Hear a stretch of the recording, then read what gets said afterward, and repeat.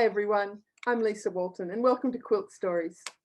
Today I'm very pleased to be talking to Gloria Loughman, who I've known for many, many years. We're both Australian. She lives in Victoria, which is down the south. I'm up in Sydney, but we come across each other quite often at shows and classes and all sorts of things. But I haven't actually seen you in person for quite a while now, Gloria, with all the lockdowns. We're going to be talking about one or actually two of Gloria's lovely quilts. Gloria is well known throughout the international quilting world. She's taught everywhere, and I'm sure that she's a bit frustrated with not being able to see all her friends all over the world at the moment. I'm just really pleased to be able to talk to her and talk to her about a couple of her really beautiful, iconic Australian type quilts. Hi, Gloria. Hi, Lisa. It's lovely to talk to you. And yes, I am missing my friends overseas. There were a couple of important conferences that got cancelled. I have over the years met up with many people that have become very close friends. And that to me has been one of the hard things about being in lockdown. One of the really nice things about being in lockdown is that it's, I look on it as a gift of time, because so much more time at home in the studio. And as far as my own work goes, I've actually been far more productive than when I'm rushing off to teach classes. And looking on the positive side, I think I've made more quilts in the last 6 or 8 months than I've made for quite a time. It is good when you don't have to think, well, I've got to get this done before I leave on Friday, and then you come back and you've lost that sort of impetus, and to get the quilts finished, it's sometimes quite hard. So yes, the gift of time has been really nice. I agree. Yes, we're going to be talking about a couple of your quilts. The first one's going to be called Bungles, and it's the quilt that's hanging behind you as well. So it is quite large. How large is it? It's about 60 inches long by 40 inches wide. I tend to think more now in inches if I'm talking about quilts, but it's sort of the ratio of 2 to 3. And Lisa, it's actually the Bungles. I know on the slides I just wrote the Bungles, but it's actually the Bungles, which is when we're sort of looking at names of places. If it's repeated twice, it means that it's very strong. So it's the Bungles. Oh, okay. I should have known that because we have Wagga Wagga. Exactly. Other weird Australian names. And it's a beautiful quilt. The colours are just lovely. I'm just going to flick through here because this is what they really look like. This is your inspiration? That's right. So almost 20 years ago now, in 2001, it is 20 years ago, we travelled to this area of Australia. So it's right up in the northwest, in the Kimberley area. When I was collecting my resources together to make the quilt, I found some old slides and some old photos, nothing digital for those times. We spent about 5 days camped here, and it's always been on my to-do list is to make a quilt of the Bungles. And it wasn't till I had that time in lockdown and I sort of searched out a lot of those old photos that I felt that I was ready to start. So it is an incredible place. They're like domes and they are striped. Depending on the time of the day, the colours can be really, really rich. My husband was lucky enough to take a helicopter flight and to hang out the door, photographing them from from the sky, looking down.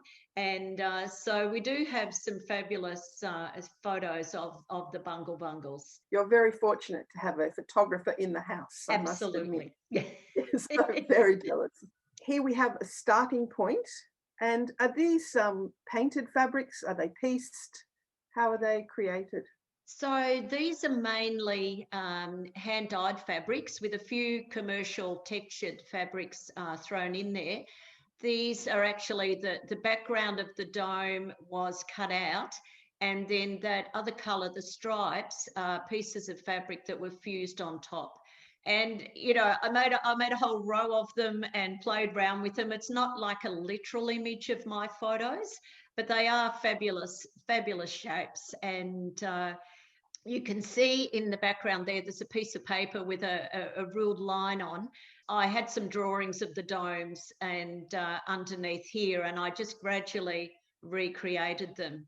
Before I started this quilt, I knew that I wanted to do a multiple image type quilt, and I have made a few multiple image quilts over the years. So I just divided up a piece of paper into rectangles and then sort of sketched different views of the bungles in that sort of grid. It didn't end up exactly as I'd started off. I did change things as I went. I think I had some palm trees and some very tall, skinny domes in my original drawing. But so it did have a mind of its own. I am open to changing things, but it meant that I could work on different sections at a time, so to make it more manageable. There's a beautiful piece of fabric on the back. I'm assuming it's one of your hand-painted pieces. Is that correct?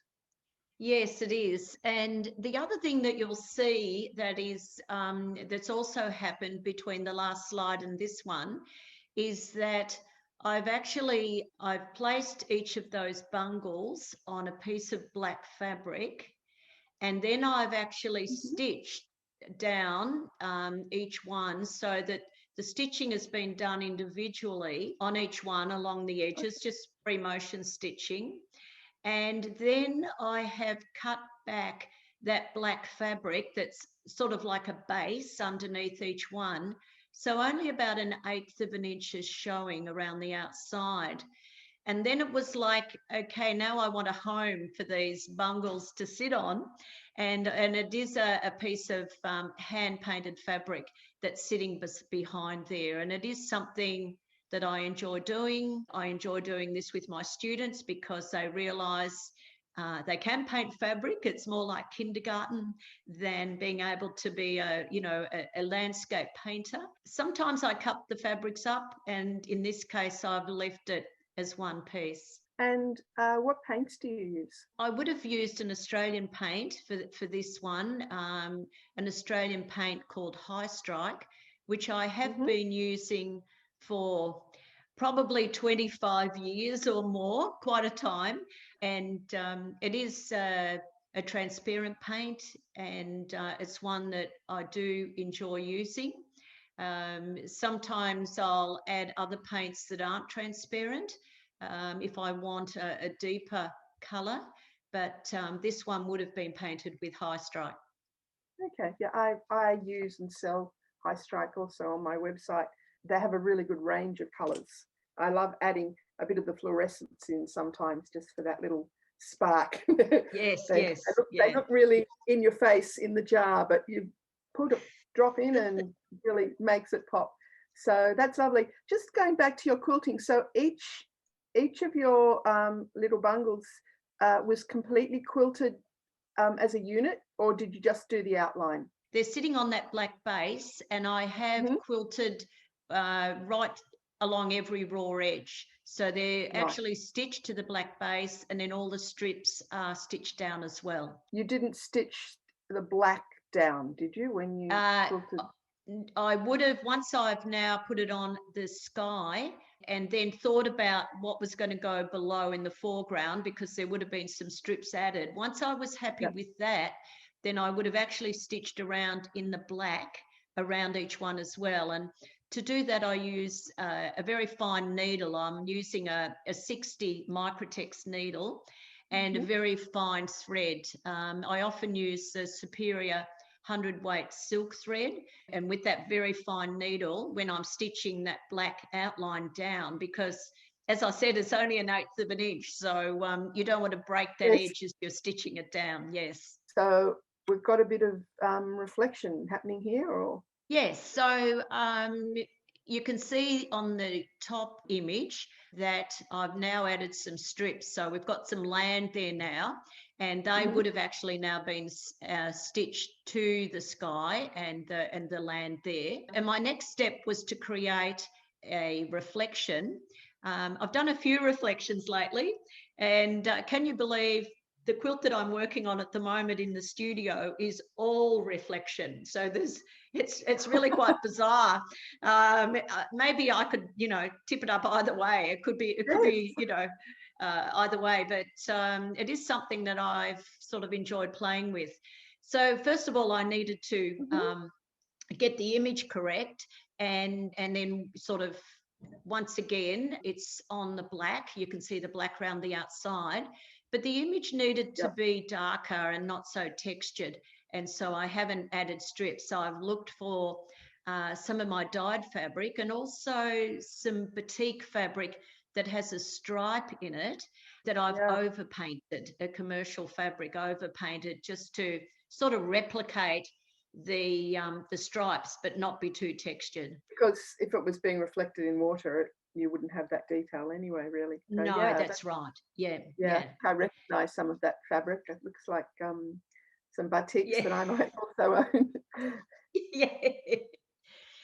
So this next slide is another section that I've started to work on now. I've sort of included this slide because I wasn't sure about which colour sky to put it on. So once again, this is another painted fabric. And I've also, the bungles this time are further in the distance, so they're not as textured. And I think this slide and the next one show a couple of choices that I was looking at. After agonising for a while and going back and forwards, up the top, you'll see that I did opt for that blue sky. Really lovely how the paint effects can create the clouds and things. Really quite simply, but it's just very true to life. It's just lovely. And I'm now getting to put some of the other pieces in. Going back to that middle section, you can see that these bungles also have a black line around them, but this time I did it with a Sharpie. So I got each of the bungles, put it on a piece of a paper, and then very carefully with my Sharpie, I coloured in the edges so that they were further away. I thought that would work quite well. And that's something that I also do. When I was making my building quilts, I've just made a recent one, so it's not like I've finished. I enjoyed putting that dark line, that sort of graphic, strong line around them. And so now I've introduced it into my landscapes as well. So it doesn't have to be done on fabric. I do it on fabric if there's a fair bit of detail, but if it's something that's further in the distance, then I'm actually just doing it with a Sharpie. The other things that I'd like to point out in this slide, because there's a lot happening here, you can see that those background pieces that are sunset colours, they are actually strips of fabric that have been overlapped and built up. So once again, painted fabric that I've painted, like I think one of those could be that sky that I perhaps thought I'd use in the last image, but I put steamer seam to light on the back, and then I cut them into strips, anything from 1/2 inch up to maybe 2 inches. And then I'm overlapping those strips in a different order. And also I often put 2 or 3 different painted fabrics together and so it's sort of not like the perfect image. It's made it a little bit more abstract, and I really enjoy doing that. The other thing you can see is I've stripped the water in that central area there, and also the land in the image that's further back. And I've also put in some Aboriginal fabric. I love collecting the Aboriginal fabrics. I've bought many from when I've been in Darwin, from some of the shops there that sell the fabric from the Tiwi Islands. In a lot of my quilts, I've just got small pieces of it because it just gives it a lovely Australian feel, and there's such beautiful Aboriginal fabrics available. The other thing that you can't see is that on the back of probably every quilt I've made for the last 5 or 6 years, I back them with the Aboriginal fabric. I just love them. I've got a huge collection of them, and I'm always looking and buying more. On this next slide, this is the bottom half of the quilt. And I did actually make the quilt in 2 halves. And then even quilting it, even the batting was cut into 2 halves. And that allowed me to work more easily on a smaller piece. So this is the bottom section of the quilt. There was an area there on that left-hand side that I couldn't complete because it, obviously went through to the top section. But I do this quite a lot. I work on just sections of the quilt, even with the batting and quilting it, and then join them together at the end. What does the back look like? So the back has the backing fabric and the batting, and I just make it, much bigger so that I've got plenty when I'm joining it together. And when I join it together, I line up the 2 edges of the batting, and then I stitch that down across that with a zigzag stitch. And then the back of the quilt itself, I usually turn the edge under and hand stitch it down, or, right sides together and stitch across there. And then the lucky thing about this sort of quilt is that then on the front of the quilt, I'm doing it in a place where I can perhaps put an overlapping strip or something to hide it from the front. So I started doing that with my tiled quilts when I really had to be accurate with the stitching, and I found that worked quite well. And because a lot of my quilts are quite big, but it did make it more manageable, both for the quilting and even for just stitching things in place. Yeah. The other things that you'll see on this slide, some of the foreground, and you can see some of the, I have got a couple of commercial fabrics in there to add a bit more texture. Also that beautiful Aboriginal fabric down the bottom there in the browns. And you can see now that most of my sections are coming together. Each section, as I've created it and stitched it down, I've actually stitched it to a base fabric. So you can see that piece of white fabric that is sort of hanging out the bottom of each section. And then eventually that will be trimmed back when I'm putting it onto the sandwich. The lovely thing about fusing and strips, you can just add more things over the top to cover things up. So it's fabulous. Right. The other point I'd like to make at this stage is I have actually started the quilting process here. So you can see that the reflection has been quilted, and even though the other sections haven't been. So that section was put on and I've quilted it. And another thing that becomes important at this stage is the order of putting the pieces on, so that you can quilt a section and then overlap it with the next one. So is that quilted piece, is it sitting on a piece that is already pieced, or is that blank underneath? It's blank underneath, yes. Ah, a Q20. Yes. I have one. I love it. Love it. Wonderful. Some of the straight stitching, the straight quilting, I did on my regular Bernina sewing machine, but a lot of it, most of this quilt was quilted on the Q20, which I absolutely love. So you can see the beautiful fabric that's on the back of the quilt there. And yes. I tend to roll them up over an empty cardboard roll that I would have, got probably 30 meters of white cotton on for dyeing or something like that. I have all these empty fabric rolls, and I roll my quilt up, and it's much easier to manage then rather than having it all squashed up.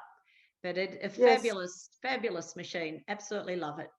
I have seen some very intricate sort of hanging devices for quilting big quilts, but I haven't sort of done that. But I like the idea of rolling it up. I sort of fold it and pin it and scrunch, but that rolling, yes, get out the cardboard tubes and the pool noodles and things. That's right, the pool noodles. That's right, that'll work. Yep. So now we're getting closer to the finished quilt.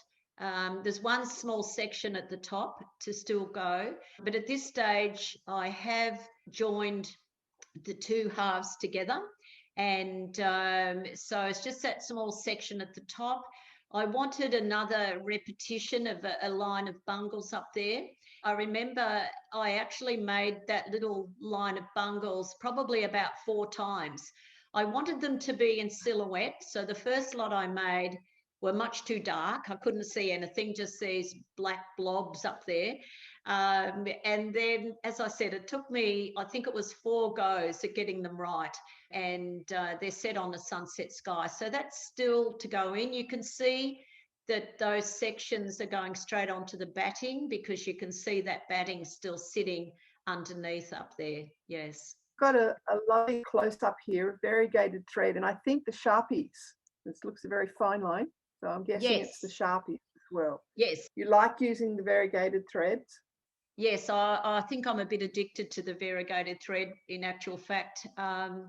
I love what it does on quilts where it seems to bring things together to harmonise your colours. Over the years, making many of those tiled quilts that really change colour and value from the top working through the middle of the quilt. And I was able to marry those tiles together using the variegated thread. And I've gone on to use the variegated thread a lot on my landscapes as well, because first of all, it sort of breaks it up a little bit, so it creates interest. And sometimes it's really hard to choose a plain colour, but it also stands out a little bit more as well. So you can see the black line drawn around with the texture, the fine line, and then each of these bungles was made individually and fused on and built up, and then stitched on the Q20. And you know, I just thought, well, what the heck, let's play around with a bit of pattern here. So in different sections there's a little bit of interesting texture that probably is not really there in real life. Oh, but you know, nature's not sort of normal and single color and all that sort of stuff, so there you go. I think There you go. Yeah. really nice. I see a tree. Yes, so once I had the whole thing together, I started to add trees and contemplated foliage. In the end, decided no, I'd just have sort of some fairly simple trees there.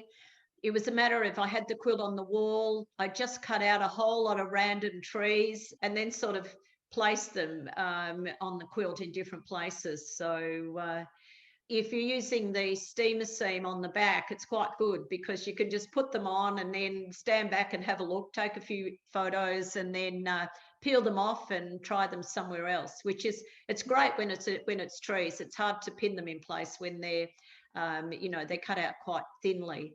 So once again, a painted fabric. Yes. Well, it's a fairly intense quilting going on here. This is a reflection piece, isn't it? Yes, that's right. This one was actually quilted on my regular sewing machine. You know, I've been playing around, as I mentioned before, with reflections and how do you create them? Well, I know the colours need to be more subdued, but also to get that sort of watery effect. And so and to show that it's reflection rather than the real thing, I have been sort of quilting very intensively. In reality, a lot of this quilting is 1/8 of an inch or even less apart. Not perfect by any stretch of the imagination. I do mark a chalk line with a fine chalk pen, maybe about every 10th row, just to keep myself straight, and then I go back in between, trying to line up the edge of my walking foot as I am doing it. But I also vary the threads using the variegated threads and a little bit of colour in there, just to try and create that sort of watery, underwater effect. I love the orange against the blue. I just think it's very Australian combination, isn't it? It is. It's probably my favourite colour scheme, and I do use it a lot. I think it's just part of being Australia. It's interesting. I have taught at quite a few conventions in America where they've had the World Quilt Textile Exhibition, and the quilts hang in rows according to countries. And it's so interesting to walk down those rows and see the palette of colours used. And I often find in the Australian row, there's a lot of orange and a lot of turquoise going on. Of course, not always, but I think we do identify these colours with our Australian outback. And we've spent a lot of time travelling in the outback and camping. We do it sort of, we're not too primitive. We do have a camper trailer that we take, but I'm always blown away, especially early morning and at sunset, with the colours in the Australian outback. And here we've got an image of the finished quilt, and it really is quite magnificent, Gloria. Thank you. Another quilt here. Would you like to tell me a little bit about it? Yeah, well, this is a much cooler quilt in colours. This is a quilt that I've also made in lockdown. I think being in lockdown gave me time to experiment and play, and I didn't have to actually produce anything. But this is a quilt based on the Murray River. We used to live in northern Victoria and live close to the Murray and the Loddon rivers. And all the beautiful trees that used to grow next to the river were always a source of inspiration for me. So I have lots of photos from that time. We lived up there for 23 years. Okay. So it's sort of like a new technique for me. I've made many tiled quilts where I've cut out very precise rectangles or squares, and then I've put them on a background fabric, leaving a very accurate gap in between. So this time I wanted to just play, and I've stayed with the rectangular shape, but this time I've overlapped. So I've got a white backing fabric underneath there, and then I've built up a collage. I call it a landscape collage of textures and different patterns, and some painted fabrics cut up, some commercial fabrics. And I've done quite a lot of overpainting of commercial fabrics there to get some more pattern. I'm really fascinated with your tree trunks, Gloria. Here's a close-up. Can you tell me a little bit about how you created them? Originally, I cut out some trees out of a commercial fabric that I had, and I just didn't go for the effect at all.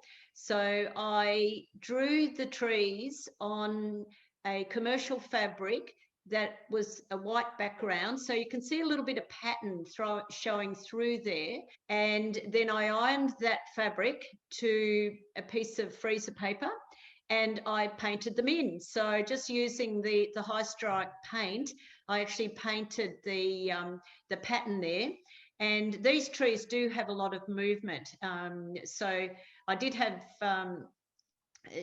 sort of inspiration from looking at some fabulous photos of trees. And I just love the movement when the lines are on an angle like that. They're just some of our really beautiful eucalypts. And it looks like you've sort of sponge painted the greenery. Yes, so some of the fabric in the back I'd painted, and then I went back over it and just sponged some more paint on top, just to give sort of like an abstract feel of foliage there in the background. Yes. Yeah. I'm just going to go back to the full quilt again just to have a look at that foliage. It does really give it a great effect. And I love those trunks. I think that's fabulous. The funny thing was, after I made this quilt, I still had the first set of trunks. So I did create a new quilt just to put those trunks on. So there you go. Here we've got the reflection in the water, where you've done the same thing, and you've done a similar style of quilting for the reflection. That's right. So the top section has a lot less quilting in, but for the bottom section, once again, I've quilted very close together, and just sort of to break it up a little bit. And you can see, because we've got a close-up here, some of the different textures in the background. So it doesn't all mesh, harmoniously and subtly. The things that do stand out, but that's been fun for me to just to be let loose a little bit and to create something a little bit different. I do a similar technique. I have a workshop called Fantastic Fusion, where we just cut and fuse, and it's just very freeing, isn't it? It is. That's right. Right. That's another beautiful quilt. Is this the view from your studio or your It home? is. It is. Oh. So this is looking out. I'm standing at my main table here, looking out the window. We do look over the bay towards Geelong area, and we have quite a colourful garden of native plants and also South African plants. You know, we're not allowed to water too much, so these things thrive. And that lovely metal sculpture there is a piece that I bought a few years ago. I'd sold a quilt, and I thought rather than just, use that money for housekeeping or whatever, I'd buy someone else's artwork. Yes. Yes. No, that's a great idea, because you can look at that and you think, yes, I created some art, and somebody else has got that, and now I've got this. That's and right. Fabulous that's sky right. as well. Yeah. The sky looks like one of your quilts. Yeah, it's beautiful out there, isn't it? So we've got a couple of shots to finish up of your very clean studio. So the way that I got this lovely big studio, and you can see that it's quite large.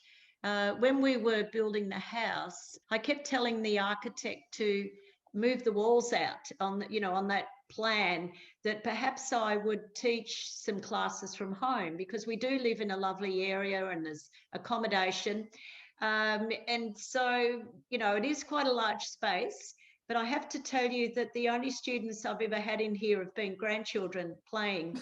And it actually becomes a dormitory when they all come and stay. I had 7 sleeping in here last week. The main part of the studio that you're looking at now is quite tidy. And I do like to work in a fairly sort of organised space. I usually clean up most evenings before I go to bed. The other end, and I think we've got an image of that, can be much messier. So what you can see here is the wet area, as it were. The whole studio has a polished concrete floor, which is fabulous because it's so easy to clean. I can paint, I can even spill dye on it, and I can get it clean again. So I've got sort of like, a dedicated washing machine down there, a fridge. It's important. Usually this area is not as clean and tidy as this. That's just a bit of studio envy happening here with your great big design wall, which is really nice and large that you can get to. That was lovely. I always love seeing your quilts, Gloria. I believe you've got 3 online on-demand classes available now for everybody. That's right. It's been very interesting in lockdown. First of all, I didn't do anything for a while. It was such a shock, cancelling classes all over the world. But my husband and I, we decided that we would try and embrace the technology that's out there. And I now have 3 classes that you can download. So they're on my website. One of them is the tiling, so it's the Light Up Your Landscape class. Another one is a fairly recent class called the Painted Landscape, which is where you cut out strips that you place on an angle or horizontally, vertically to create a sky. So it's a little bit of an abstract landscape. And the last one, which is quite new, is based on this collage technique, like in the Murray River quilt.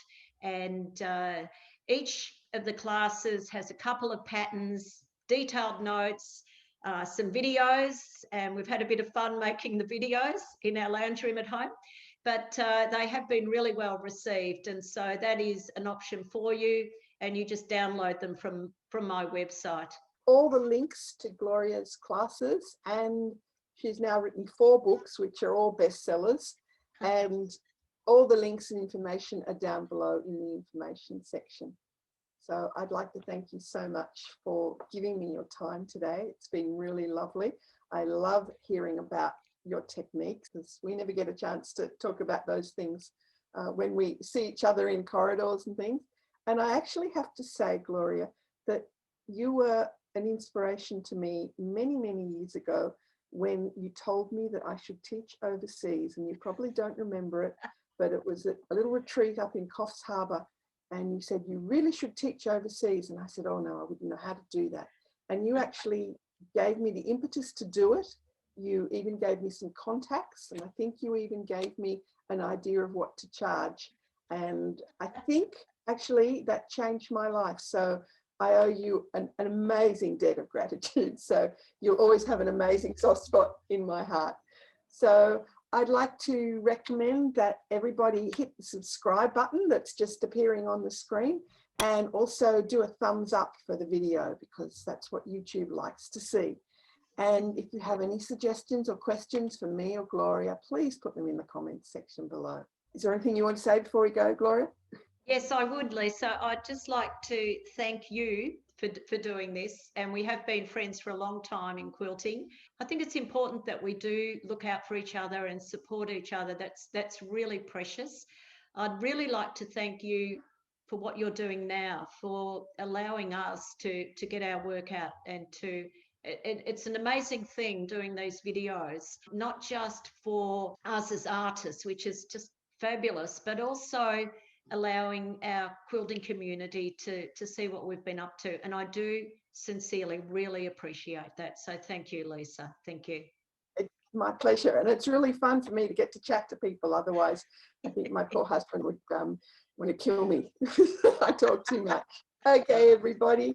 Thanks so much for watching, and bye for now.